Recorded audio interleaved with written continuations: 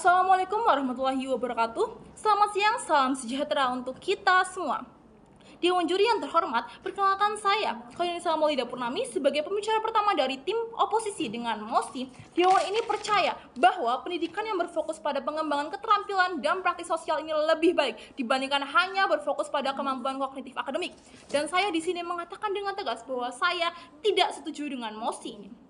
Dewan juri yang terhormat, saya percaya bahwa kemampuan kognitif akademik ini merupakan kemampuan dasar yang wajib dimiliki oleh suatu individu. Maka, tidak setuju dengan mosi ini adalah pilihan yang paling tepat. Sebelum saya masuk kepada poin sanggahan dan argumentasi, saya akan menjelaskan terlebih dahulu apa definisi dari mosi ini. Yang pertama, pendidikan. Pendidikan berarti usaha untuk memberikan pemahaman pengetahuan agar individu ini siap untuk dapat menghadapi masa depan. Selanjutnya ada keterampilan, di mana keterampilan adalah kemampuan dalam menggunakan pemikiran mereka. Selanjutnya ada praktik sosial, di mana praktik sosial ini adalah perilaku yang cenderung berhubungan dengan masyarakat.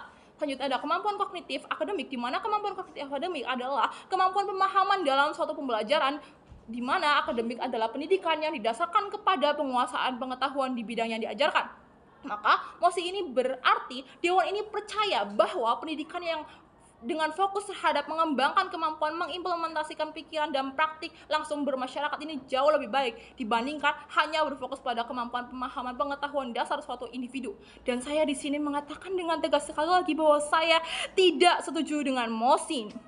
Dewan juri yang terhormat, masuk kepada poin sanggahan. Yang pertama, tim pemerintah ini mengatakan bahwa kecerdasan kognitif sangat eksklusif, yang artinya bidang dalam kognitif ini sangat sempit dan peluang pekerjaan berdasarkan pengalaman lebih besar. Tentu ini sangat-sangat salah.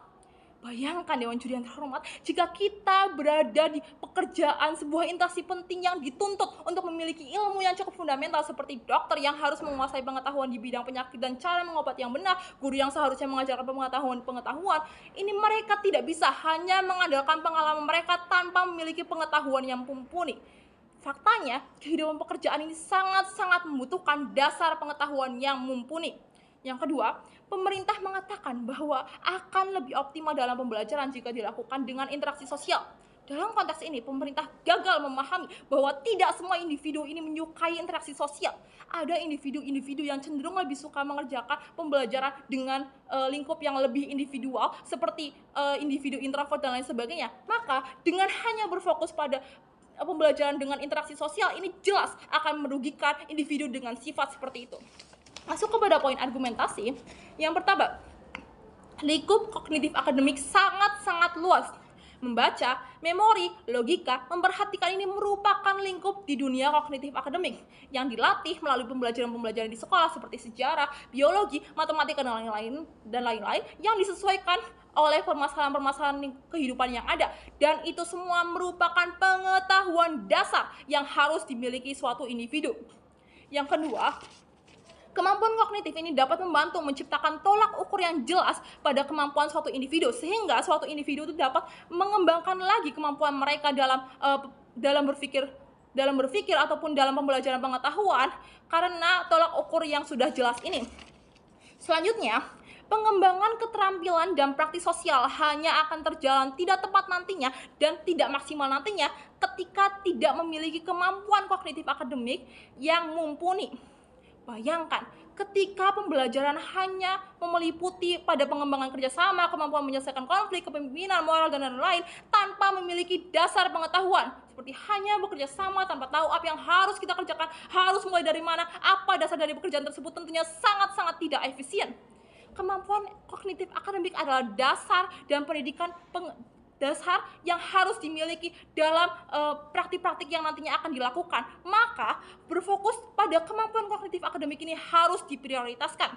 Selanjutnya, pendidikan kognitif akademik sangat-sangat fleksibel untuk diterapkan. Pemberian tingkatan pembelajaran yang sesuai dengan usianya, seperti usia-usia dini yang hanya diajarkan pembelajaran basic seperti membaca, menulis, menghitung, dan lain-lain, dan tingkatan-tingkatan remaja yang sudah diajarkan pembelajaran yang jauh lebih kompleks seperti matematika yang tidak hanya diajarkan menghitung saja tapi ada teori dan lain sebagainya.